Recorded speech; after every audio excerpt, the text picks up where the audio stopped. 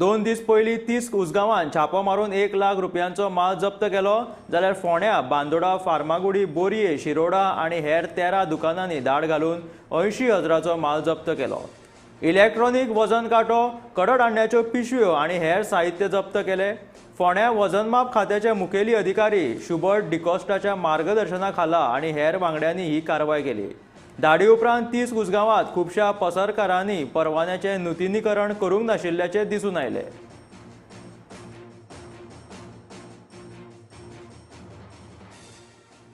Inspections for the overall month, what we have done is 299 inspections. Total cases booked for the month are 47. The package commodity cases booked are 10 cases, while the enforcement cases booked are 37 cases.